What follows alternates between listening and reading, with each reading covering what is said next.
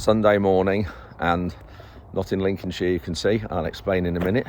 Got some fancy cars here, some McLarens. There was a whole line of them here last night, and there's still a few of them here and some here. Actually, I'll just flick the camera around and we'll have a look at them. Not my choice of colour, but certainly my choice of car.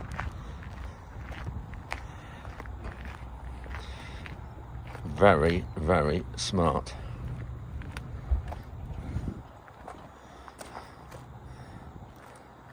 Very nice. So what we're doing is we're at Conwy. We've got the castle there, you can just see in the background, and we're here for a leadership reunion. There's 8 of us here, 9 of us here. Rhonda's not here. She's had to stop behind and look after the dogs, but you can see we've got behind me the castle is there, and that is one of the McLarens going, by the look of it. Well, by the sounds of it, it is. Anyway, yes, so what I'm doing over here in North Wales, and I met this group when I did the leadership course in 2013, and that's when I met Rhonda as well, because Rhonda used to work at the RAU, which is the Royal Agricultural University, or RAC as it was known then, Royal Agricultural College. And Rhonda ran all these courses, like the Worshipful Company Farmers course, and the what else? John Edgar was another one that she ran, and she did the got all the speakers organised and all the just generally ran the courses. Anyway, every year there's 12 of us on the course, and we had to have interviews and things to get selected to go on the course. 3-week course. We had week 1 in November based at Cirencester. We had week 2 in Brussels, learning all about the EU, and that was in February. Then week 3 was in London in May, and stayed at the Farmers Club, and that's where I got to know the Farmers Club actually, and looked all at Westminster and Parliament and things like that. And 3-week course, had lots of speakers, and it was all about, the course was just teaching us how to be leaders really, and do leadership. And I must admit, the course itself, I wouldn't have, I started Forage Aid really that year. I wouldn't have started Forage Aid rather if I hadn't have done the course. There was a guy called Professor John Alliston who led the course, and unfortunately a few years ago he had an accident in the garden, electrocuted, ran over a bare wire and electrocuted himself, which was tragic. Tremendous person, Professor John Alliston, and a lot of people who are running various big businesses today and have lots of roles and responsibilities in the industry today have been through courses that John led. And John and Rhonda were great friends, and I used to speak to John quite regularly, and yeah, big loss to the industry. Anyway, that was John, and how much impact he's had on people. Yeah, stunning here, isn't it, when you look at this? And so then I did this course, and it's sort of a lot of things I've done I wouldn't be doing them now, I don't think, if I hadn't done this course. And so that was the leadership course, and that's how I met Rhonda. And then then every year, the 12 of us who are doing the course, I didn't know anybody on that course until I went on that first day. And we're firm friends, and if any of us have any problems, we've got a group. We can phone each other up and sound things off, and we've got some really good level heads in the group, and I'll introduce you to some of them over this next week or so. But it's, yeah, great group, really is. And so every year we have a reunion, and one of us, we're all from different parts of the country, and every year one of us organises it. And today it's the turn of Helen to organise it this weekend, and she's from Wales, and so we're in North Wales, and so that's where we are at the moment. Great, you can see just here, just stunning. I love this type of scenery and these type of things. Anyway, this update, we've got a bit about yesterday. We're at Rhug Estate yesterday, and it's spelt R-H-U-G, and it's near Corwyn, Llangollen in North Wales. And we were there yesterday, which is a organic farm, and they've got bison as well, but a huge farm, and they've got tenants as well farming some of the land. So we look at Rhug Estate in this update. We also are driving the 9RX, and we have a detailed look at the 9RX. If you remember from the midweek video, we do have a little bit of a snapshot of that, and that's the first time it's been seen in the UK. It's going to be launched at Cereals, so we have a bit of a look, full detailed look actually at the 9RX. Unbelievable tractor. Look at that. and also talking at about a week ago we talked when we had the crop plot day at Cereals event, and I've got the plant breeders of the variety Oxford. I've got Sarah talking about the variety Oxford and its parentage, and about the wheat variety itself, because we've got quite a bit of that and it looks really well. And I think that is the three things you're going to see in this update. So hope you enjoy it. Thanks ever so much for watching, and please come back with any questions. As always, we're off for the day now. We're going to have a look around some other farms here in North Wales. It's Saturday now when I'm recording this, so you'll see this on Sunday, and I'll have some more of this weekend up in midweek and end of next week's update. The rest of the guys are here. You can just see here waiting for me, finishing this intro. Anyway, that's it for now. Thanks for watching, and we'll see you at the end.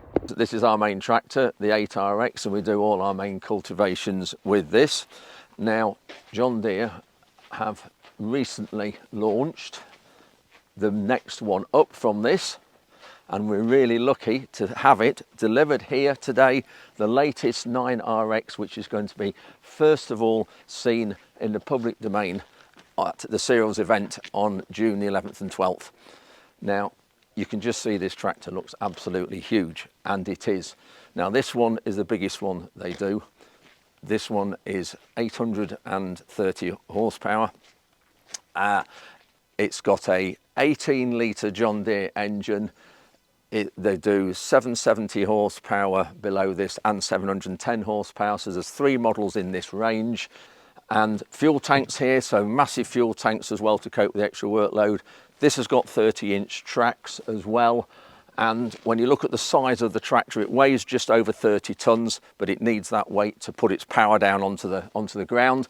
And it's going to be really exciting to see this at Cereals. We're going to be taking it up the road in a minute to the Cereals field to have a look at, but just walking around the tractor and seeing a bit more about it, you can just see here that it's pivot steer. The tracks don't turn, it bends in the middle, so it's pivot steer, which is a really great way of minimising ground compaction. And then you can just see how tall the tracks are. The tracks so much taller than me. Now, when you look round the tractor here again, massive footprint. Got mid rollers here that's keeping the tracks on the floor. We've got the corner idlers here are keeping the track in the corners right on the ground. And then you've got this massive drive sprocket at the top here that is, here are the lugs that it's driving, so it's driving on a massive amount of the track here to get your extra grip. So it's a really interesting feature. There's probably 10 or 12 of these lugs are going to be driving at any one time, which is a massive feature. Then coming around the back of the tractor, first thing you notice is there is no linkage on it. There is no linkage available with this tractor. It's going to be mainly drawbar work, but there is a PTO available if you need it. This tractor hasn't got it. When you look at the size of this pin, the size of this pin is huge. Look at the size of that compared to my hand. It's a 3-inch diameter category 5 pin. So its main use is going to be drawbar work with this tractor. You've got reversing alarm there, you've got all your isobus stuff, your electronics, you've got air, you've got all your spool valves here as well. So massive amount of capability to do anything you want. Now, just coming round the side of the tractor again, we've got, obviously we'll get up in the cab in a minute and have a look at that. But when you look here, here's your hydraulic pumps in the side here. You've got huge capacity, 600 litres a minute, as I said, hydraulic pumps. So you've got massive capacity there for any hydraulic application that you actually require. And then coming around the side of the tractor, the first thing you notice is the massive air stack for the air intake at the side here, but that's in line with the cab pillars, which we'll look at those in a minute when we get into the cab. The bonnet is obviously huge, but it's really easy to lift up. You just put a little catch in the side there, and you can even do this one-handed, lift the bonnet up like that. So easy. And then all your daily service checks are behind this panel just here. Really easy to get that, very good access there. And you've got a huge radiator and cooling system as well to cope with the heat that the engine will generate. So all in all, yes, it's a very big tractor, but it is very user-friendly and is really going to be a huge help to the big farms and with the power they've got and the variation in the horsepower, because this one, when it boosts up to over 900 horsepower from 830, so it's got massive potential. This is the biggest one available at the moment in the UK, and this is going to be shown at Cereals for the first time on June the 11th and 12th. We'll get in the cab now and have a look in there. So the steps are nearly like a set of stairs in a house. So we'll go up here, and wow, what an operator's view this is. When you look in here, pull the steering wheel down, a nice small steering wheel, which is brilliant. That is having a small steering wheel. You don't need these big steering wheels.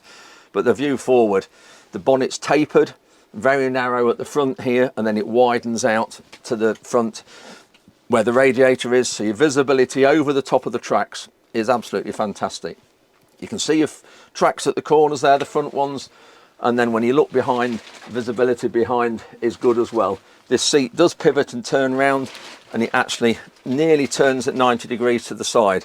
And when you look at that, the visibility you have out the side window again is tremendous.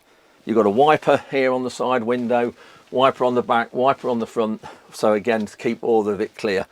Got the latest Generation 5 screen as well in the cab, so really good clear screen. All your controls easy to hand, and tinted window at the back for the glare of the sun. That is an option. That's a really good feature as well. And then just looking at one or two things around the back, the visibility is superb, because you can see your tracks at the back two corners. You've got visibility down through the middle, down to your drawbar, and there is also a camera on the back, so that when you're hitching up implements, the camera actually comes through onto the screen here, and so it's easy to see your machines when you're hitching them up. But really good spacious cab, fridge in the side here, passenger seat, and yeah, really good operator visibility. When you're sat here, the size of the tractor really doesn't look that big as such as it does when it's outside. It's incredible, fantastic view. Looking forward to get running with this tractor. We're just going to take it down the road now and go onto the Cereals site, where it will be on display on the 11th and 12th of June. So we're just going to head down to the Cereals site, but I've got Chris Wiltshire from John Deere jumping in with me to come down to the field. Let's go. I must admit, when you're just reversing it around there in the yard, it's just so easy. And the steering, I mean, little finger job. It is. And whilst it is a big tractor, it just drives so smooth. Yeah, it does. It does. Wow, as you pull in here, I mean, so now when you look in this, doesn't this look just spectacular? It looks great. And the whole site, the whole Cereals site's about 120 acres. Right. And we started with it early September. That's when we started to do things on it and get the field ploughed and various things, and it just looks stunning. So Andrew, pulled into the site. Yeah, everything's looking great. Looking very good. It is. Apart from, we need a bit of this. We do. We need a bit of water, a bit of rain. Yep. So that is why we've got the Bowser on the back of our RX. The 8RX has never had a trailed implement on, or a trailer on the back before, but since we've altered our tractor fleet recently, and we needed to bring it up here, and so it was a natural choice to bring it. So it's great to have it on there. So you thought you were showing off to bring your big tractor, yeah, with the Bowser on the back. And of course, now what have we got? We've got something even bigger arrives, which when you look at that, you know, that looks big enough, doesn't it? That looks big enough. The 8RX, you think, wow, when you're in it and when you're using it in the field and when you see it in the yard, in your shed, you think, Christ, this is a big tractor. But compared to the 9RX, it's just that it pales into insignificance. It's just mind-boggling when you see it, and the height of the tracks as well against those. Yeah, staggering. I tell you what really is impressive with the 9RX and the 8, but more so with the 9, is the number of lugs that's driving. Yep. You know, there's probably a dozen or more lugs driving at the top of that sprocket there, which is tremendous, you know, against some of the competition. That's brilliant. Well, if you've got to think, your tractor there as a 8RX 410, it's about 450 odd max horsepower. Yep. This here, so it's our largest model, so the 830. But that's just over 900 horsepower. It's staggering. Of course, to get all that power to the ground, you need some weight. We do. We need a lot of weight, but also we've got that massive drive wheel as the well. footprint is one thing I noticed was the mid-idlers, the mid-rollers there, and also you've got your corner idlers come right to the edge of the track, which is a really, I think that is important. But I think also worth noting here is, as wide as the tracks are, 30-inch tracks, the actual overall width of the machine is still under your 3 metres, which makes it legal for going down UK roads, which is staggering for a tractor of that size. So I mean, you just drove it here, and you see it's a big tractor, but my Discovery is more difficult to drive than that. So I mean, that says it all, really, doesn't it? But it's so easy to drive. It wasn't. Everything about it, the way it handles, the way it drives, the sound from the cabin, the visibility, all of those things makes it look like it's not a big tractor, because it is just so well designed.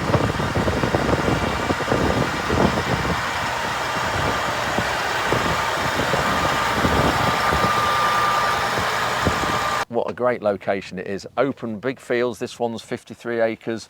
Next one next door to it's 54 acres, and then we've got 17 acres of car park there as well. So when you see how much work goes into it, we've done all the big areas.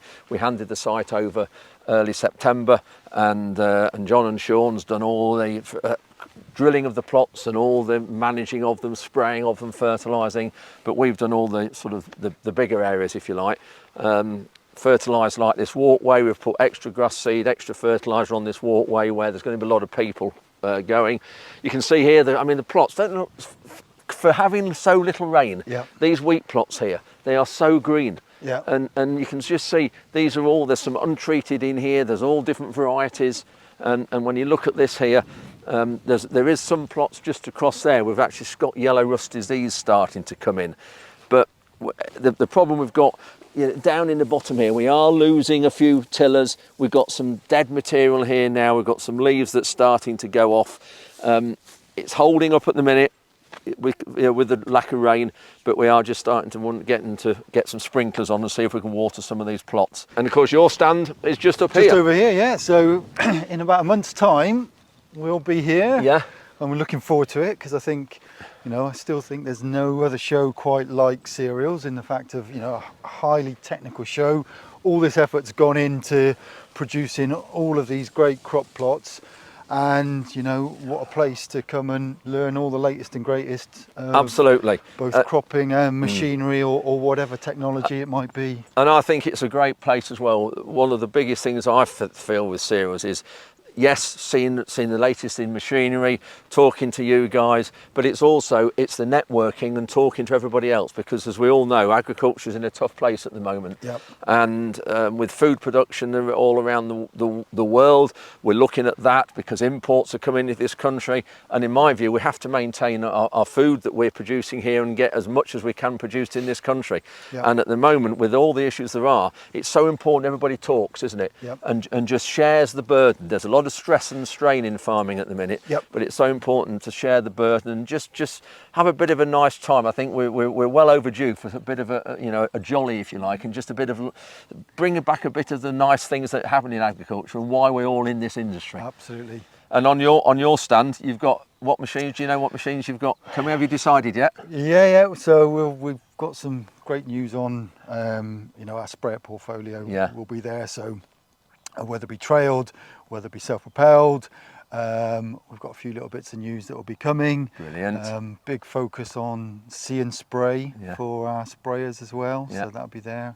And then tractor-wise, we'll have a bit of everything. And of course, our big 9RX, which it'll be its first public showing in the UK. Star of the show. So it's literally just arrived with us down at the headquarters at Langer a few days ago. So you've got it here. First, so it's fresh out of the box. Chuffed to bits have it here. First time it's been in the UK field. We're not leaving it here for the next month. But we're going to take it away. We're going to shine it up and get it ready for Cereals. Brilliant. We'll look forward to it, and look forward to having you all back here again in a few weeks' time. Looking forward to it. So I've got Sarah Hawthorne here, who is head of Arable, head of Arable for DSV. Now DSV are the breeders of this variety we're in now. We're in a variety of wheat called Oxford. Sarah, just explain a little bit about it, please, about its genetics, about its breeding, what's its parentage. This is Oxford. It's a sister line to Champion.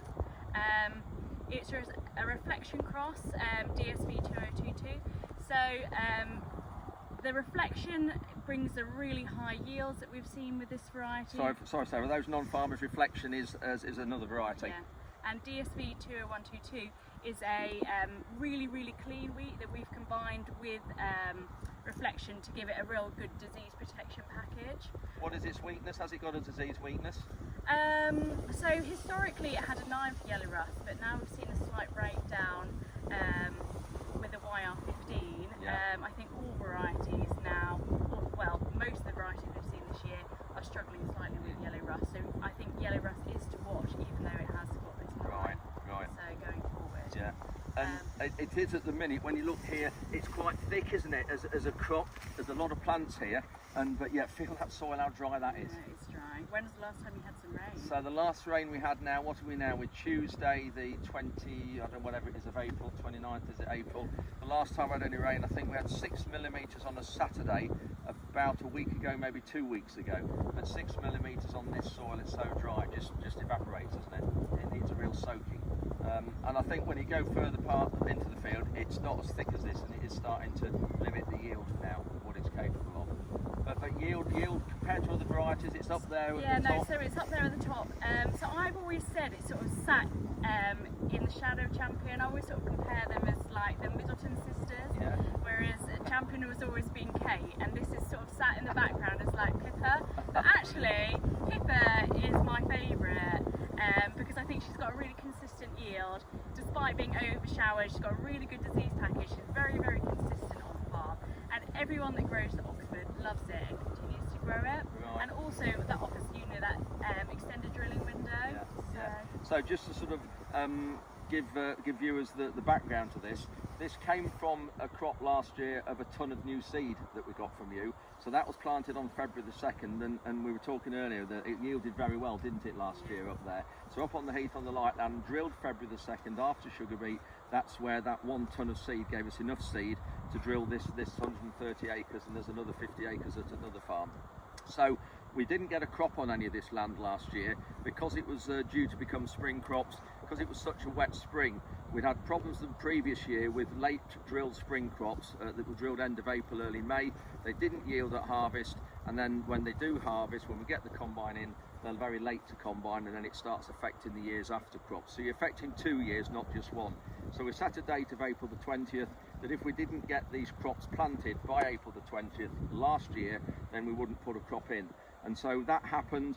More my neighbours around here were drilling end of April, early May, and we then put a cover crop in here of Phacelia and buckwheat and linseed. It grew to about 4 or 5 feet tall, fantastic cover crop.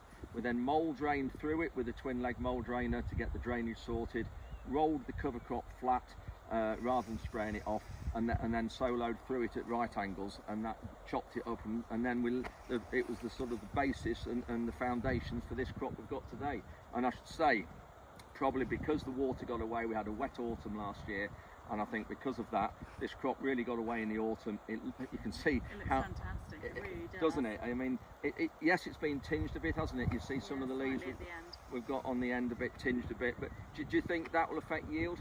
I don't think so at this late, at this stage. I think you'll be absolutely fine. It's only a very small tinge, isn't it? Yeah. And a lot of nice green leaf area, the rest of it. Green leaf area.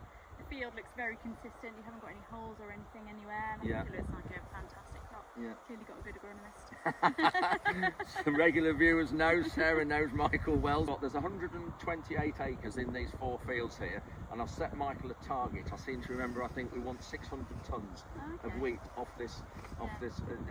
So we'll. The other thing about Oxford, it has got quite a nice protein as well. Has it? I'm not saying bread making. No, not bread making. But I know, there's been a few rejections this year because obviously we're where you and I are, and some of this goes to milling homes in the end. But this has got a nice protein. And also produces a lot of straw, which is important. Looking at this, it just makes you wonder, because last year we did bale most of our crops because we were a third of the farm with no crops on. So I wanted to try and get some of that income back. So we baled straw, which we don't normally do. But looking at this crop, crikey, we baled this. You can have plenty of straw. It's Friday afternoon, and Friday lunchtime, about 1:30 time. Just arrived in North Wales near Corwin at a place called Rhug Estate. R-H-U-G, it's spelled.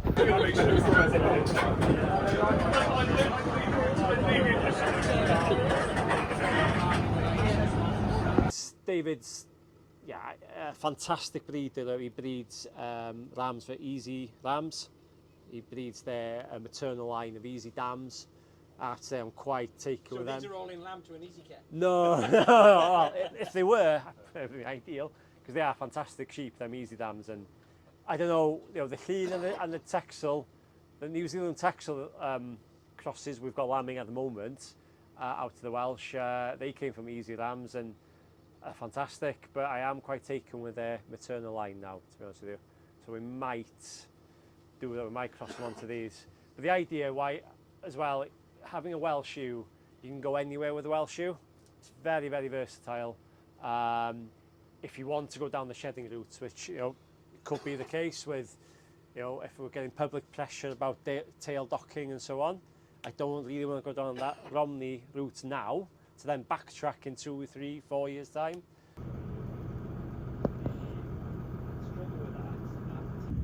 Each shed has obviously got its own basis, it's on the track to it, so the feed truck comes in, fills them up with feed. We usually go through about 2.5 loads of Arctic loads of feed, and there's at this moment there's 12,500 chickens on that side.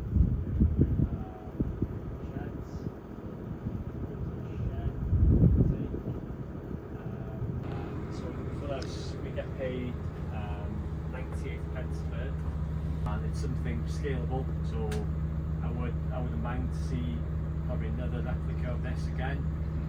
The maximum you can have in one group would be 11 sheds. So I have got space for another 3 sheds here. How often do you move them? So they never move. Oh, they don't move? But they move off the pad. Yes, so how? Every 5 weeks. 5 weeks, yeah. So birds come here, 30 days of age, 28 to 34. Yeah. It depends where they are in the cycle.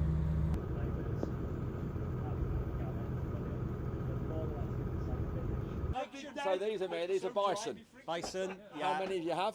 We have a herd of 30 here at the moment, all in. As you see, just calved now, like middle of calving. Yeah. They get on with everything themselves, incredibly low maintenance, but they have their challenges. They look very placid now. They do, don't they? So they can be quite excitable. And what about winter time? Do they live in or out? Outdoors, but they can be indoors as well. They do adapt, but perfectly happy outdoors. Colder the better for them, really. Oh, is it? Yeah. So if you have a mild winter, it's not so good. Not so good. We supplement them with hay, silage. That's all they need. They're perfectly happy. And you always have them in this, because I know whenever I come past here, they're always in here, all round about. So there's a dedicated 4 fields for them. Yeah. We don't take them. This now is far too big for this group, really. So, but we try and make it as natural as possible. So, longer the grass, the better in a way. Yeah. And I think they thrive on a diet that's not so pokey. So if that grass quality drops, they almost look a bit better. Yeah. Because you've had them a long while, haven't they? The States yeah, 2006 the first ones came here. Yeah. And they're massive tourist attraction to us. We take out about 2 or 3 a year for the shop and the business, but it's it's a very niche thing, and bison generally in the UK exceptionally niche. There's only a small handful of us doing it. But you get regular people asking for it in the shop. You can't keep up. So if you didn't have them, you'd be missed. Absolutely, absolutely.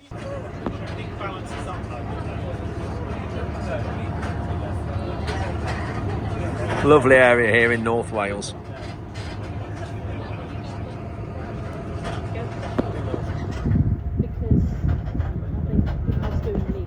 But no, it's very, very nice. It's a special place.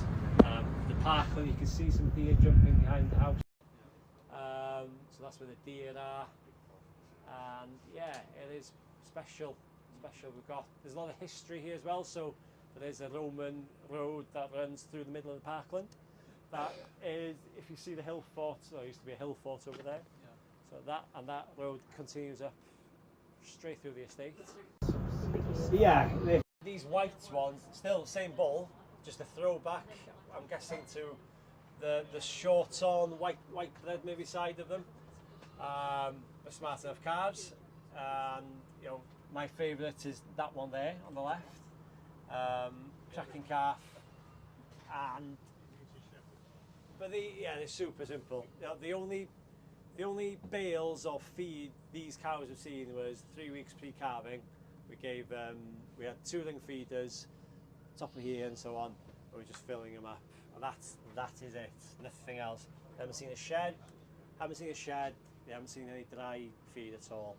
They've had a wormer and a fluke dose in February during the TB test, and a bolus as well. But the idea is, you know, these are hopefully going to be like that hefted flock type of thing, you know, suited to go on the mountain. Can't always calve down here because it makes sense. And then get to a point, I'll ship them up to the high hill farm. They won't go on the hill with the calves. It's not good enough for that. And the kind of talks and kind of battles maybe I'm getting with NRW is they want us to put 150 head of cattle on Liberty Hall, which is that one there. It's very hard to find, you know, that gap or that time frame. They've got to almost be 50. Yeah, they've got to be dry. They've got to be well grown. When these first came here, we actually bulled them on the hill. That worked very well. All came down in calf and grew a bit, but it worked well. So I think there is an opportunity for them to go up there, sort of 15 months old, do a summer up there, and come back down. But the challenge then will be, you know, am I going to be able to finish them over that second winter of their life? If not, there's going to be another summer. You're going to go over 30 months. 30 months, Do you know what I mean? So definitely under 36 months is possible. Under 30 months, maybe not. But really, you know, these are cattle which will be destined solely for the shop. Yeah. You mentioned TB. Have you been lucky up to now? Lucky since I've been here. Yeah, we'd always. It's on the doorstep. No, it is about. Biggest challenge probably for me with cattle anyway is, you know, organic farmers. So they are dwindling here in Wales, I have to say. They're dwindling. Yeah. So it used to be quite easy to buy store cattle in Wales. There's a good market in Dolgella.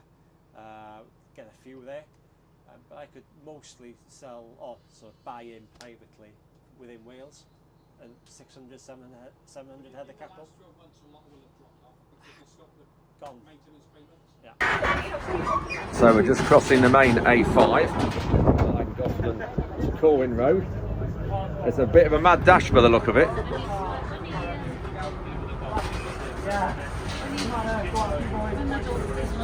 All in all, Lord Newborough owns 15,000 acres. So yes, who is it? Lord Newborough. Newborough, that's right, I remember that. This one here, Rhug Estate in Corwen, 12,000 acres. Right. Yeah, and we are farming just over 5,000 acres. So 5-1, 5-2. Oh, so the rest then is Tenanted out. You've got tenants on. Yeah. And what type of tenancy are they? Farm business or AHA OHAs? and farm business. Yeah. Oh, you've got some AHAs. That's interesting because that's what I'm on at at our place. So that's interesting. And I mean here, I've been here because when I started Forage Aid, you heard of Forage Aid? You heard of that, and you were great. Your predecessor was great. We had a good relationship and used Rhug as a base to bring forage and maize, forage and silage, and the farmers in the hills came and collected. So I've been here a lot. Your farm shop here, just stunning shop. Have you expanded it? How long has it been here? It's 2011 it was built. It's changed a lot over the years. Yeah. We started off with the car park back there in caravans, and then this was put up. It's been a bigger shop, less of a cafe. It's been a bistro. Lots of different guises, but at the moment, it's working well. Plenty of outdoor seating. You can see this. You can see that here when you look here. Yeah, and A5 is just there now. Yes, so we've just come over the crossroads and seen that, and the A5's here, so great location, aren't you, here? Yeah, you know, this is the gateway into Snowdonia, so we've got basically two major roads converge about half a mile that way. Yeah. Traffic passes here, and you know, we like to get people stopped here. The other one, big change quite recently, we've got electric car chargers, so yes, car site, yes, car charging site. So that's just through there, somewhere through there. Yep. 8 chargers. Would love to put more on. Would you really? Yeah, You've got demand for them. Massive demand. Wow. For them. It's the apparently busiest site in Wales, second busiest in the UK. Right? Is it really? Yeah. Wow, that's good. Yeah. And then how many visitors do you get here? Because I know you told me it's a huge number. We can get on a busy weekend about 4,000, 5,000. Just incredible. Customers. That's in this time of year to build up summer. Absolutely. This is bigger now than Christmas. You know, people want to come to North Wales on holiday. Yeah. Especially when it's weather like this. So this is the very busy time of the year for us. Yeah. But when you look out there behind us, you look at that scenery there and the hills, and just fantastic, isn't it? And just quickly, your livestock, what do you have? Yeah, mixed farm, all organic, mixed farming system. So yeah, we're predominantly beef and sheep farmers. On this estate here, we're just shy of 4,000 ewes. A mixture of hill breeds, the lowland breeds, but looking to push that a bit more. Yeah. Finish a lot of beef cattle, so we finish about 500-600 head a year. Yeah, small suckler herd, expand that as well up to about 150 hopefully. And we've got poultry, that's been quite a new addition. Yeah, we've seen that. You know, we've spent a lot there. So yeah. Oh, have you? Is it new? New last year. Yeah. August last year we put new sheds up. Right. So 12,500 birds at any one time. Bit of turkeys. Got 30 bison and some parkland deer and some game shooting. Brilliant, bit of everything, which I've been to here. Yeah, thank you, fantastic. So great. Well, and before here, you said you had a year in Cambridgeshire. I did. On an arable farm. Yeah, I did a summer on agri-reserves. Oh yeah, I know them. Yeah. So I did a summer there, and I did another summer just up the road on a smaller family farm, and loved it. Brilliant. Well, and you watched the waffle, which you're now going to be on. Okay. We're just going to go into the shop here. You can just see, Amir, what did you say? It's been really popular. So yeah, this was literally finished about a month ago. This conservatory bit on behind you. Oh, is it? Yeah. This was done last summer. Yeah. But yeah, this is the real highlight. A lot more seating. Yeah, and then cupboards. and then inside the shop, just looking here. So, you know, a lot of local stuff. Yeah. But all sorts of organic produce in here. We'll just have a wander down here. Oh yeah. Oh, we've got waffles here. Look here, Amir. Oh yeah, now we're talking. Right. Now, hopefully, if the estate manager watches this now, okay? So I get a bit of commission. Oh yes. But has also got a vineyard. Oh, and this is made here? Yeah. No, not here. On his own vineyard down in Denbighshire. Yeah. Vale wine. All right, that's good. So advertise that one. So if ever anybody's coming here on the A5 and come to Rhug, this is the one you want. Grab some of that. But no, yeah, massive. Look at the selection of wine. Vale. Yeah. Everything. Just. Everything you need. Tis, look at this. Very nice, and this is very popular, so self-serve. Self-serve, yeah, brilliant this is. Yeah. Yes, look at that. Yeah. So Oh, nice. croissants as well. Yeah, fantastic. everything. And then up here, and here's Pies. They're locally made, Oswestry Way, right, yeah. and then meat counter. This, look at this. And It's empty at the moment. is it? Yes. Pretty empty. It's been really busy today. Really Look at that. So Bison? Yeah. Which is the bison? Here. So this Not row there. here, Oh, that the bison bird. there. Yeah. So that's the bison. Yeah. Look at that.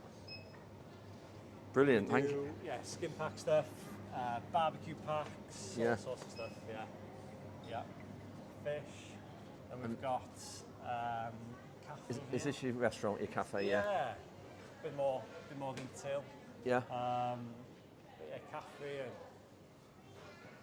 Amy, thank you ever so much for showing us around. We're having a great time. We're now heading off back, I don't know where we're going, Keystone. Conway. Conway, we're going up to Conway, yeah. So along the coast up to Conway. So thanks ever so much, great, really enjoyed it, thank you. You're welcome.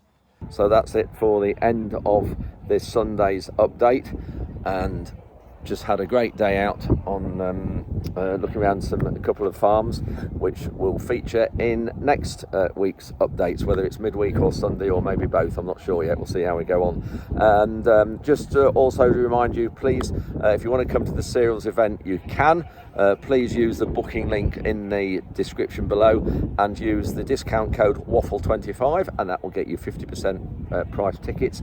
And you can also book for the event next year, which is at Jeremy Clarkson's Diddley Squat Farm, on the same link. So please do that, and remember, you don't have to be a farmer to come to the cereals event. If you're interested in food and farming and food production and machinery and how we produce food from wheat and all the crops we grow, then this is for you. So please do come along and register. The Country Landowners Association, the CLA, have got a breakfast at the cereals event at the Ceres Rural stand. If you'd like to go to that as well, you can. So please just register for that. The link also for that is in the video description here below. And so if you're coming to the Ceres event, it'd be great to do that. See you breakfast. I'm on a panel there answering questions and talking about a few things, and there's a free breakfast as well. So please sign up for that, and the links for that are all below. Anyway, that's it for this update. Thanks ever so much for watching.